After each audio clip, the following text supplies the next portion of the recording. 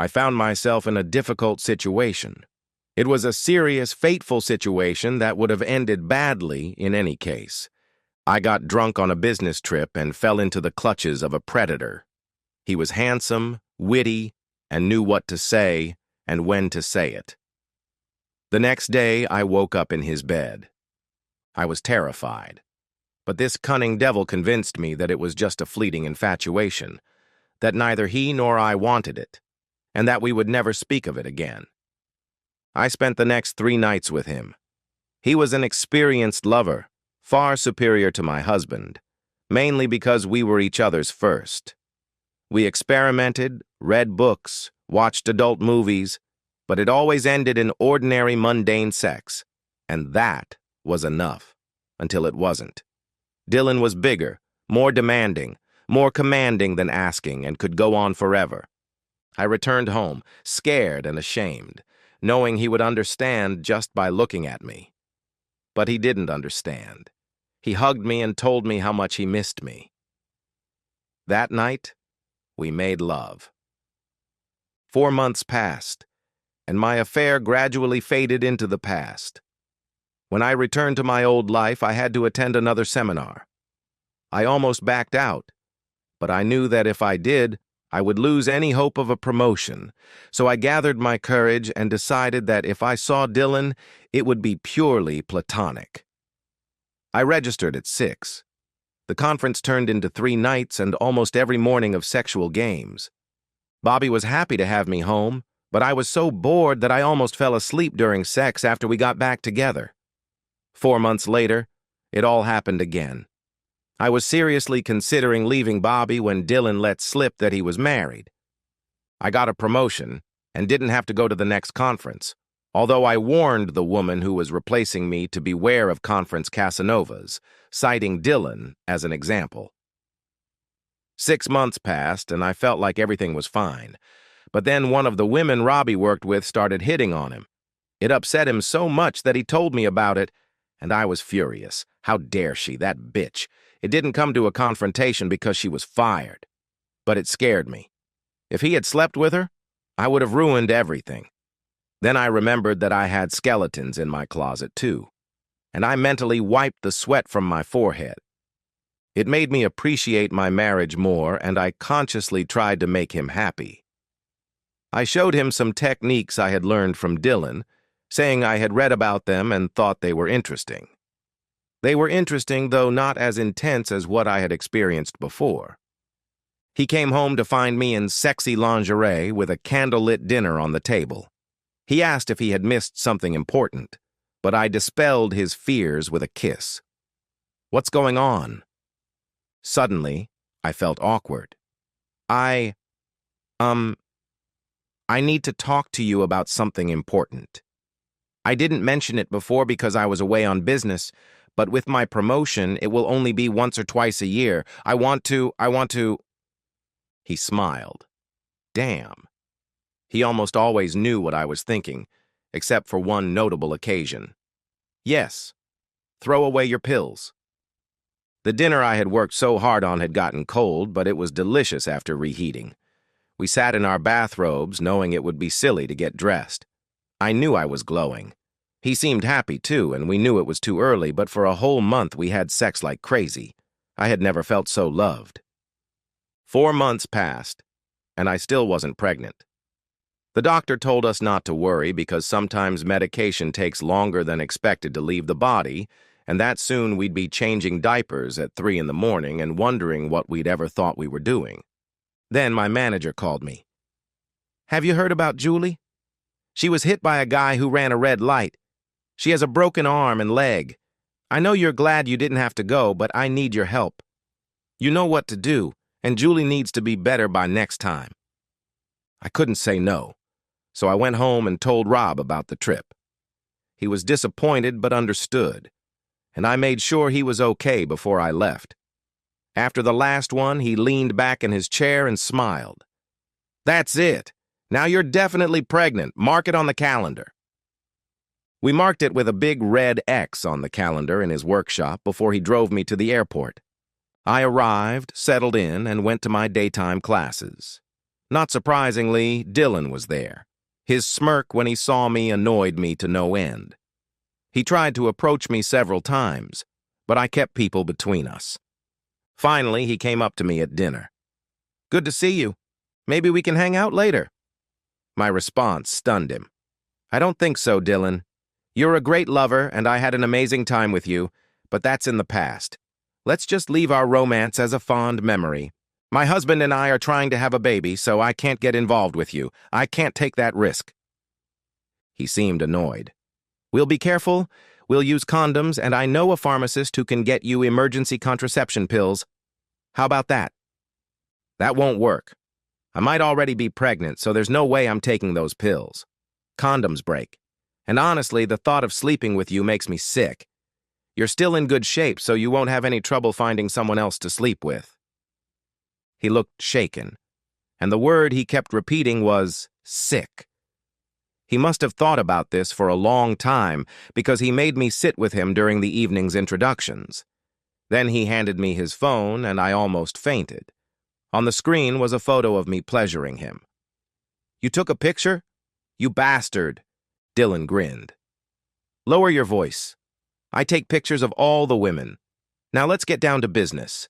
If you don't want this and other pictures of us to end up on the internet, come to my room tomorrow night. I would have done it with you tonight, but I already have someone from the Cleveland office." He left with his eyes downcast.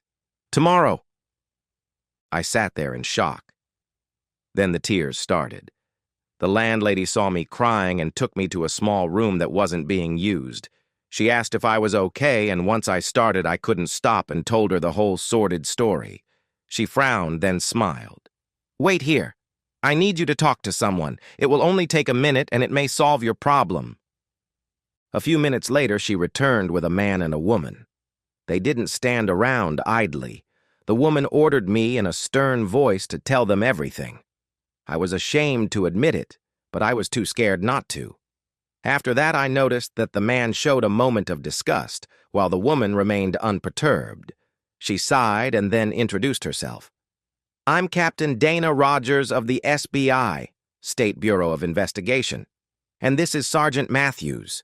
What he is doing is a form of blackmail, more specifically known as sextortion.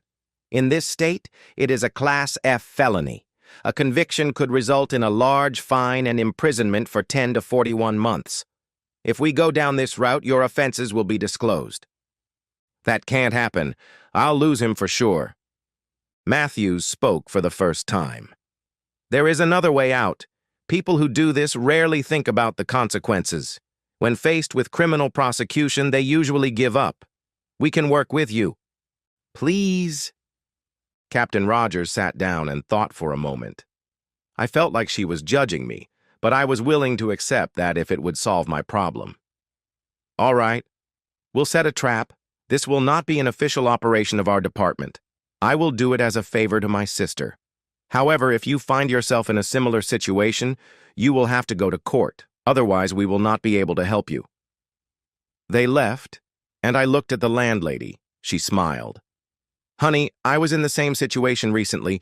Dana helped me, but the guy sent the photos to my husband out of revenge and didn't ask for anything in return. We were separated for 9 months. I just moved back into our house and am trying to avoid situations that could jeopardize my marriage. I'm on a very short leash, but that's the price I'm willing to pay." The next day, Dylan sat down and smiled at me. I tried to avoid him as much as possible. He insisted that I go to dinner with him, enjoying his power. I deliberately tried to look as attractive as possible to turn him on, sitting with a slightly open neckline and a bare thigh. He smiled. "I'm glad you're trying. It'll be like old times." "No, it won't. This isn't consensual. You're forcing me to have sex with you." "Forcing is too strong a word. I prefer to say that this is an unwanted encounter, but it will be over soon." "Like I believe that. You mean you won't try to do the same thing if we're ever alone together?" His smile made me nervous. "Maybe, but you know you'll like it. I remember how wild you are. It won't take you long to get into character." and then I took the bait. Look me in the eyes and tell me you know you're doing the wrong thing. Tell me it's not blackmail. Dylan laughed. That's exactly what it is. It makes it even more enjoyable for me. He looked at me when I laughed, wondering what I was thinking. His eyes widened slightly when two agents approached us. Dylan Thomas Renner, you are under investigation on suspicion of attempted extortion and intent to commit rape.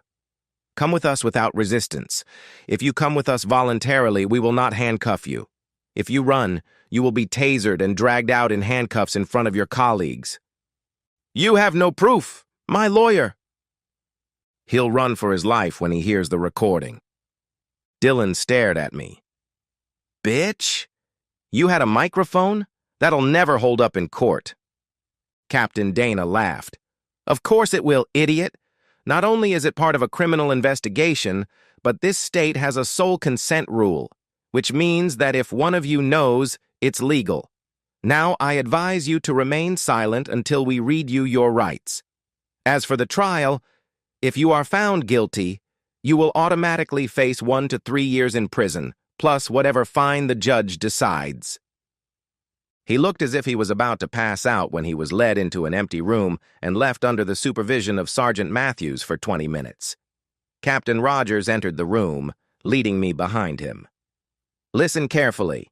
Mrs. Marshall has agreed to drop the charges under certain conditions. Are you ready to hear them? He didn't have time to nod. Good. She will drop the charges if you delete all of her photos from your phone, home computer, cloud storage, and any other devices. You will delete them in our presence immediately. Is that clear? His expression said it all, but he agreed. Matthews opened his laptop, connected it, handed it to him, and stood behind him. They were almost done when Matthews grabbed his arm. Get back, Renner protested, but Matthews was adamant. There were several more photos of 3 other women, and he had to delete them all. 40 minutes later, everything was done. Rogers stood up. We will keep a recording of your conversation about the attempted blackmail of Mrs. Jones in our files, just in case something happens. As much as it pains me, you are free to go. Mr. Renner, I suggest you seriously reconsider your lifestyle and make some changes. One day you may encounter a vengeful husband or professional consequences. I see you have a wedding ring, and I know from experience that when something explodes and becomes public knowledge, the shrapnel can fly in all directions. The conference ends in 48 hours. And I advise you to behave as well as you can. I stood behind her and smiled while she explained everything, and he glared at me. I went home trying to forget about this painful event. My husband was surprised by how I lashed out at him that evening. It was my way of reaffirming my commitment to our marriage.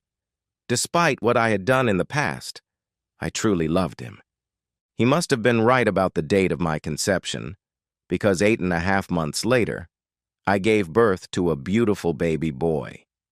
2 years later, a baby girl was born to complete our family. A few years later, I had to go to the conference again as vice president to receive an award. Given the history of that city, we decided to make it a family trip. The conference was on Thursday and Friday, and we reserved Monday and Tuesday for a mini vacation. Gail was 12. Her body was developing into a woman's form. Mick was almost 13 and already taller than both of his parents. My father was 6 feet 10 inches tall, and I took after him. He had been invited to join the junior basketball team, but he was clumsy and never liked sports. He was into computers and had built one from spare parts, an amazing machine that could do everything our factory machines couldn't. We had a mixer, and I enjoyed talking to people I hadn't seen in years. Then I turned around, and there he was. Dylan. The years hadn't been kind to him. He was bald and weighed 30 or 40 pounds more than he used to. I noticed that he wasn't wearing a wedding ring and thought that she had probably left him years ago. Dylan? Bitch. I prefer Amy. Should I call you a bastard? I see you're not wearing a ring. Did she catch you cheating? When he answered, I felt a momentary pang of pain. No, I caught her. I considered it karmic retribution for all the women he had slept with, but kept my expression neutral. I'm sorry to hear that. Because of us, I almost lost my husband. Will there be any problems? He blushed, but his voice was steady.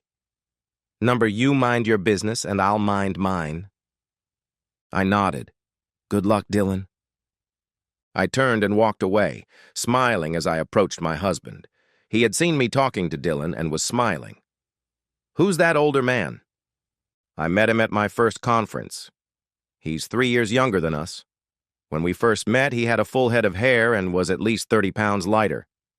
It looks like life hasn't been kind to him. Rob looked at him more critically, then smiled again.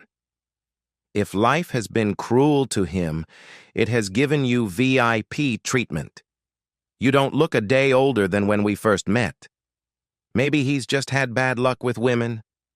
I've been lucky. My eyes glistened with unshed tears, and I hugged him tightly. Now I hated my affair more than ever, and wondered how I could have risked the love of a good man for a fleeting infatuation. We're lucky. Speaking of luck, I hope the babysitter wore the kids out today. He smiled like an idiot, a very desirable, loving idiot, for the rest of the evening.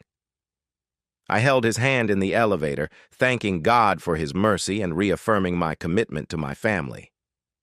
10 years later, I sat with my husband and watched my son marry the love of his life.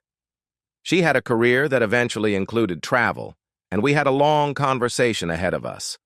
Our company had a digital bulletin board where employees were congratulated on birthdays, weddings, and other important life events. It included all the branches, and I saw a message that Dylan had died at the age of 46. There were no details, so I dug around and found out that he had been hit by a car while crossing the street, running away from the husband of the woman he was sleeping with. The car was traveling at 80 kilometers per hour and crushed him like an insect on the windshield. I was sad that he had lived his life that way, but then I heard, "You may kiss the bride." He disappeared from my memory, and I hope he never returns.